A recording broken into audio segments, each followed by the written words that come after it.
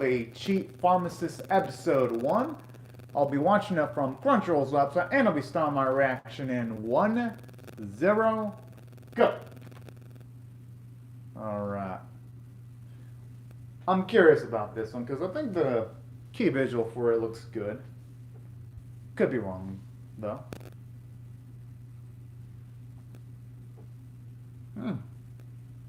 Oh, that's a cute little doggo.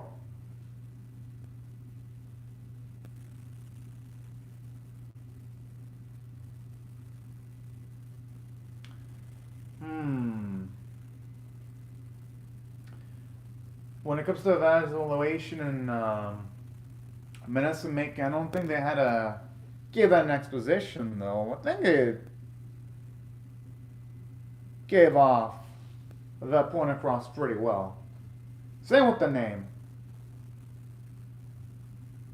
And same with the name of the other lady, because with Noella, it's like they already mentioned her name in the episode. I don't know why they had to repeat it again. I'm assuming they're going to do the same thing with this girl, too.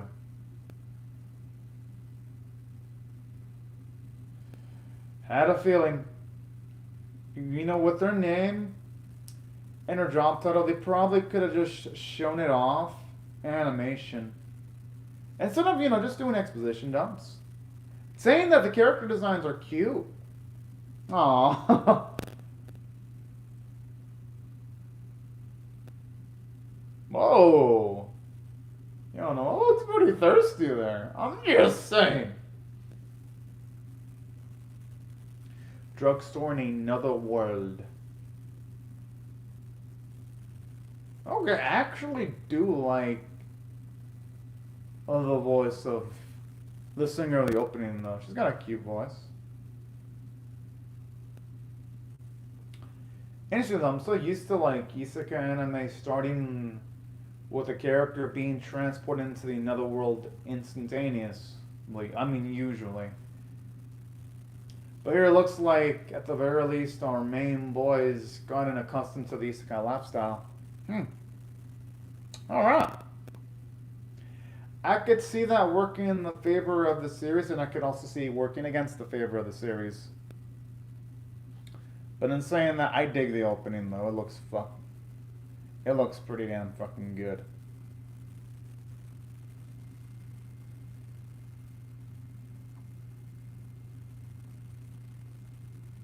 I'm assuming the chuny looking dude that did this with his hand is probably the villain. That's gonna be my guess. Aww.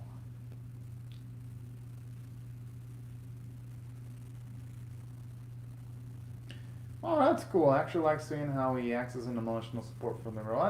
That's adorable. Today's prescription, part 1, super energy potion.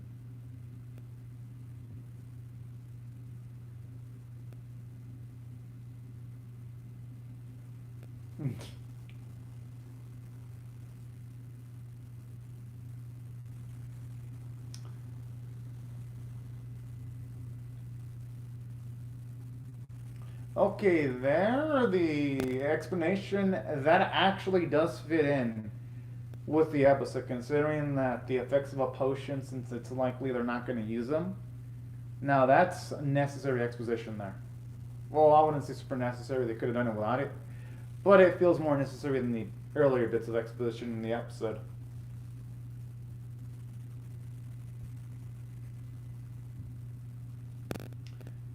Alright, trying to find a way to go tripping on boy.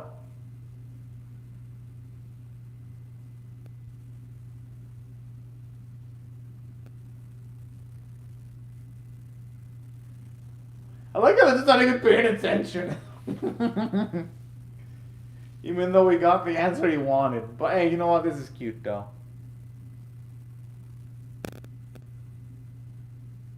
Duh. Wonder if he's gonna have the financial capital to actually get all those potions.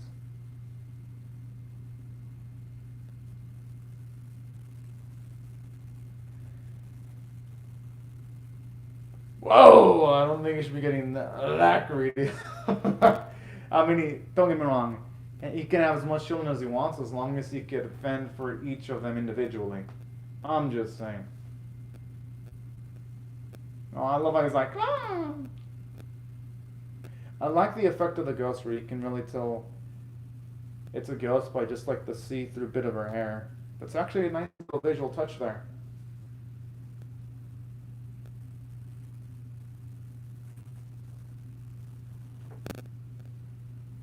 Oh.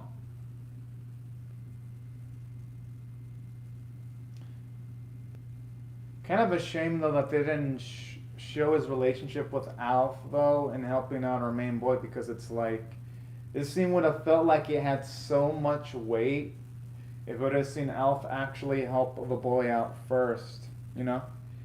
Here it just feels like a bit of a matter of fact. Like it's just like going from like point B to C without first showing what point A is first, if you catch my drift.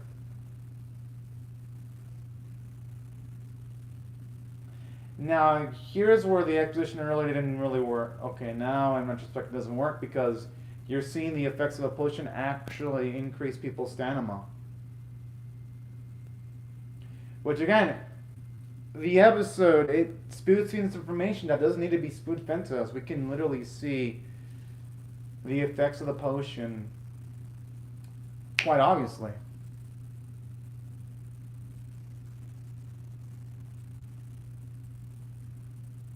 Oh. Whoa!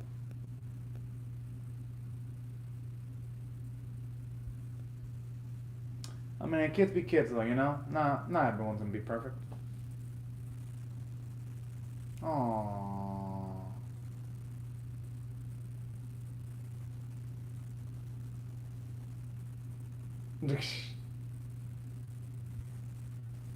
I actually like how there you see some characterization with her. She actually was able to comfort that child instead of all just looking adorable. That's a cute little touch there. Aww. Ooh. Hope you don't pull on that tail too hard. I think so. Oh no, it looks like she's about to faint.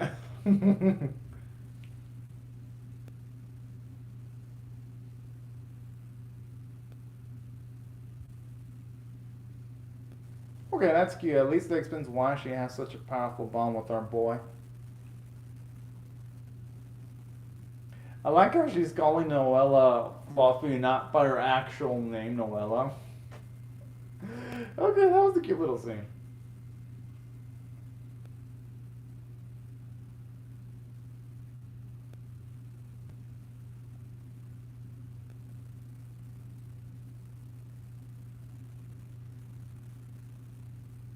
Whoa. Feels like an army with the amount of people out there.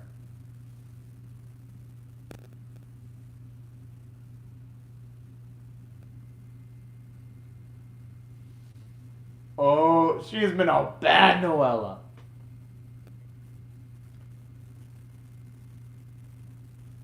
Yeah, but the thing is, those are for business. Yeah, exactly. Oh.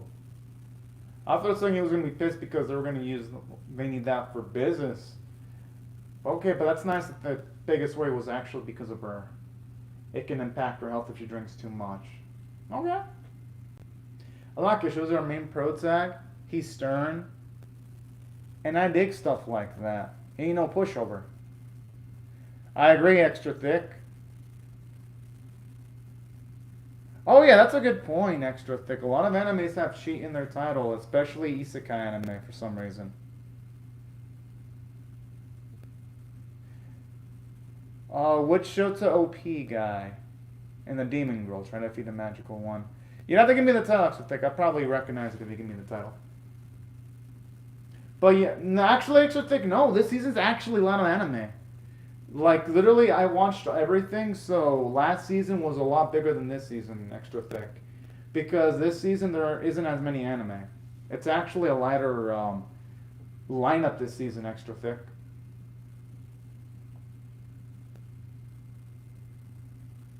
I actually like seeing a bit of Noella's Hunter Instincts.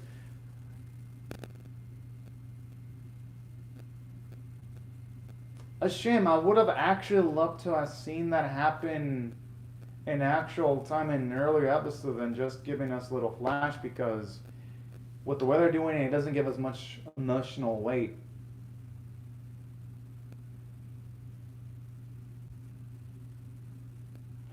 Yeah, it's quite an oddity when it comes to ghosts.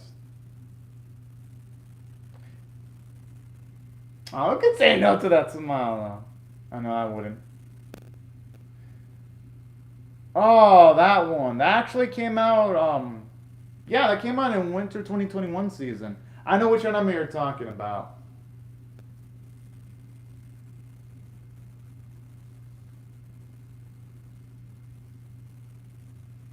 Or they could just step to the side. I think Noella would be better off.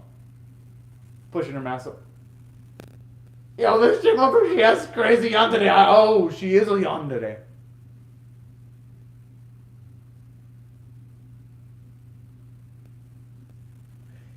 I love how he has self-preservation instincts the moment he sees yandere. Yo, this yandere bitch looks crazy. Well, I don't know, she has a fucking knife?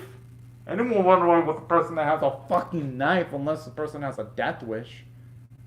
Or Chuck Norris. Oh, thank you very much, extra dick.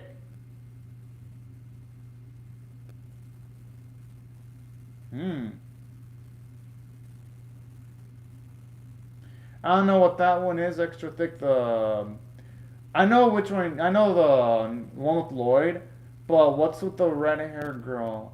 You know, if you give me the time, I'll probably recognize that too. Dush. I like how all the pressure's being put on her boy.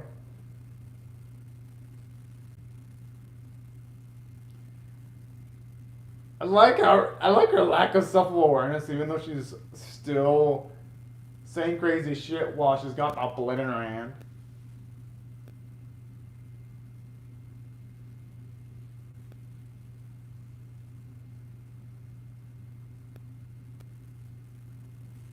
Okay, that was easy.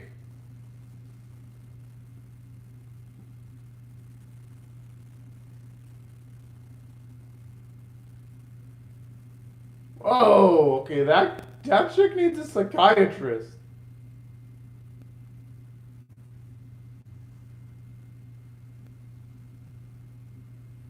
I mean, shit. I mean, with Fred's personality, I can see why. She cute, but she is. What? How can she stretch that way? Is she possessed by some demonic entity? Or did this bastard? Or maybe she was cheated on by that bastard.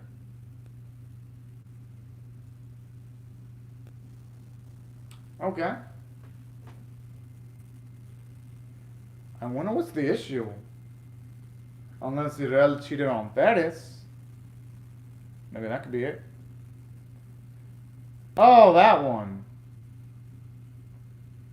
Well, trust me, extra thick. Eventually, the goals for Shamiko change eventually.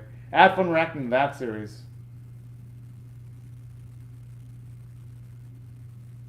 Yeah, I don't blame you. Finish off those animes soon, extra thick, and then the new ones. Oh! Oh, and trust me, extra thick, I had a lot of fun reacting to Machikado. My Machikado reactions, that was one of the funnest series I've ever reacted to, Machikado Mazuko.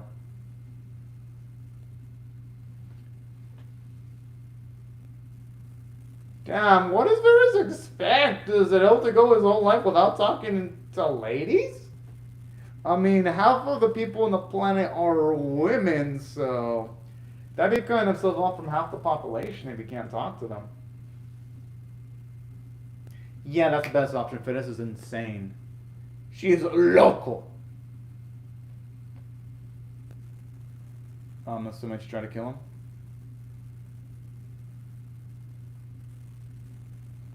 Yeah, extra thick, That's why he's still with the crazy chick? Talk about a man who thinks with his dick and not his brain. Yeah, extra thick. Our goal is never going to stack up to Momo. But thankfully, though, Shamiko does have different goals in the series, though. They do change eventually. on the positive side. You'll see once you get to the season finale.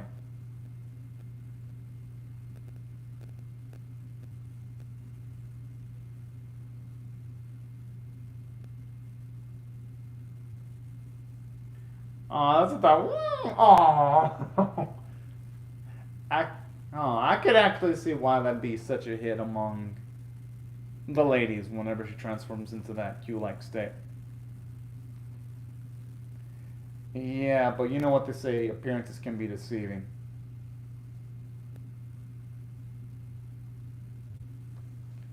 I thought for a second he was going to say a psychiatrist could help out. Fetties. Yeah, and if he can't handle it, then he should break up with Freddy's the best way he can.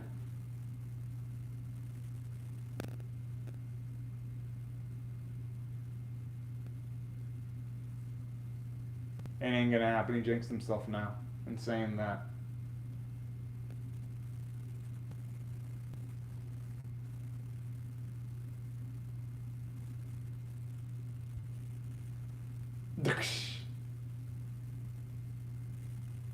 Thankfully, she's a ghost, and now there might have been a chance she might have been able to die of embarrassment.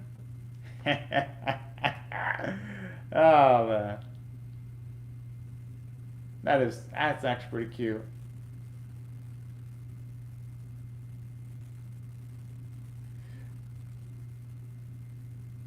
Yeah, I'm not gonna rack the Dragon Maid extra thick because I remember, aside from not being able to catch up because of all the overtime, I'm only gonna stick with the new non-sequel, non-spin-off anime for this season. So that's what I'm gonna do with this season extra thick, just non-sequel, non-spin-offs. Okay, that's actually cute. So Dragon Maid unlikely, and plus I was skeptical on that because I want to see if KyoAni can actually handle a full season after the events that happened towards KyoAni. Because I hear people say the first episode was amazing, but I want to hear about the production for Dragon Maid Season 2 for the full season, if KyoAni can actually handle it. And if there's a quality dip in the animation, then I'm going to avoid Dragon Maid. If it's actually good quality and it gets to Season 3, then I'll consider watching it. That's how I'm handling Dragon Maid. Because you know that event that happened to KyoAni. Who knows if Season 2 is going to be consistent. I don't want to jump into a series that's going to fall off a cliff visually, potentially. So there's also other reasons for it, too.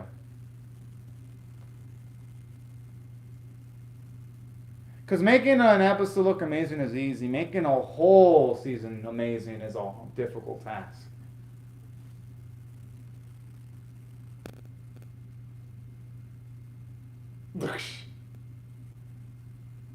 That's all it took?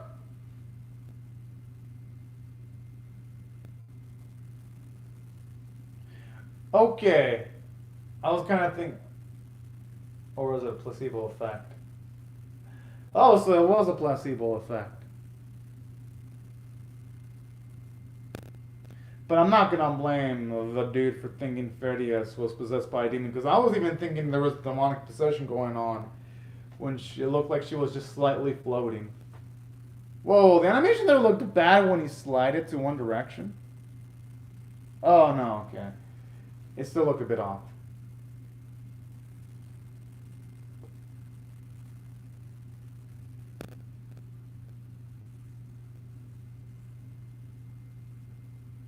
Aww. I was over now, I was like, no, like making those cute ass noises. Damn. No, I think our boy should just stay calm and accept the money.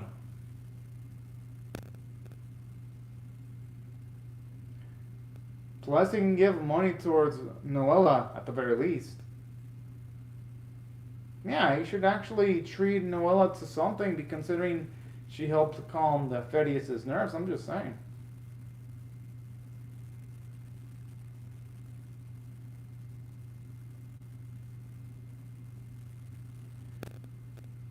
I mean, hey, Richie made money. I don't think it's a... I love how that's all it took to calm his ass down. I can't really call it a big comeback yet, extra thick, because it has to go through the full season first, though. Like, let's just say episode 1 looks great, but then episode, say, 7, 8, 9, 10, 11, 12 look bad, you know? I mean, yes, it's a good comeback, but we can't call it a great comeback yet. We really need to wait for, like, the full season of Dragon Maid Season 2. Because, like I said, a series can have a first 1, 2, maybe even 3 good episodes, but then it can fall apart. As someone who's followed all the non-sequel, non-spinoff for, like, 5 seasons straight, I've seen that happen way too many times. That's why I think we should wait and see how Keone does the full season before we can say that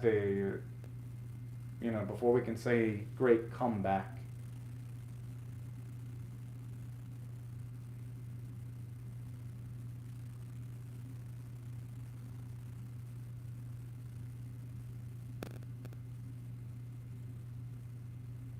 When she says the scent's gone, the lip syncing is off because she's like, eh. Cute scene though. I think they could just fine tune the animation quality just a little bit more in the episode.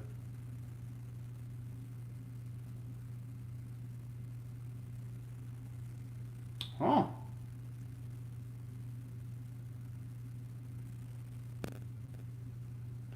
Okay, at least I like how they do have some background animation though.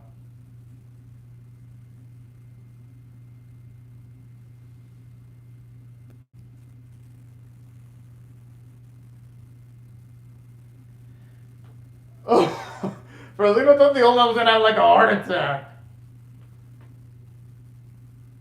Oh my. I like how Nola just winks that this is like the most natural thing in the world for an old man to be like. Oh, okay, I get it. I mean, that actually got a chuckle on me.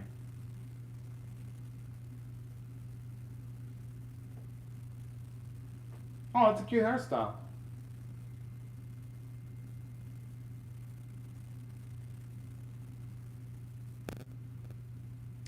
Alright, the first episode was alright.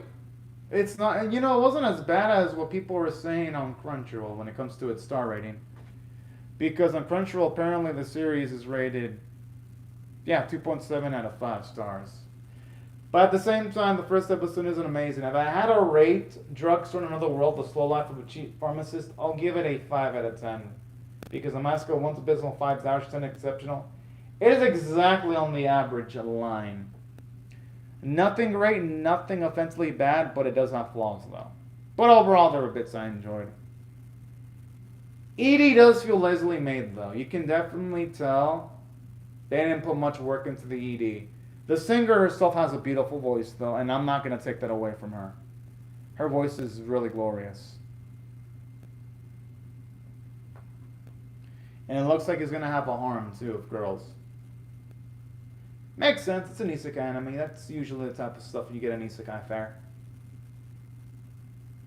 I like the little touch with the super potions, though.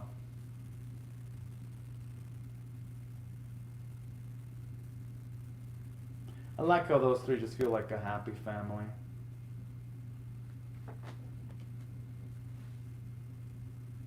I like when it's like, oh, that's cute.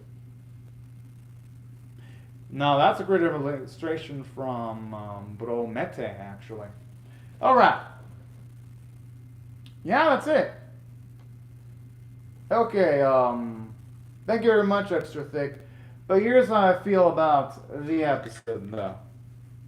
Why I felt it was just average.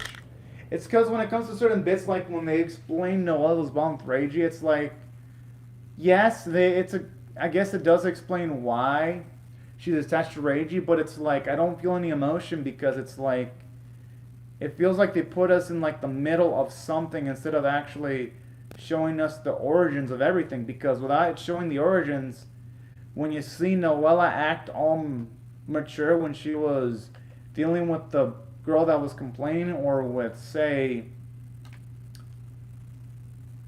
the crazy yandere girl, it's like, okay, this is cool and all, but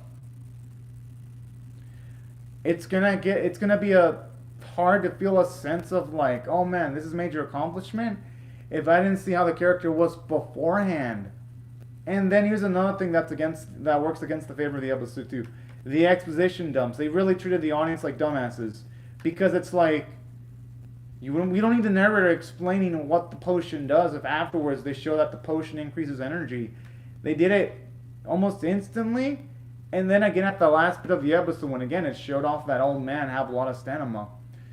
I mean, it felt completely unnecessary.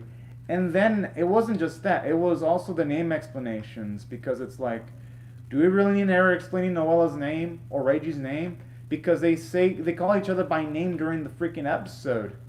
That's why I felt that some of the exposition in the episode was poorly timed.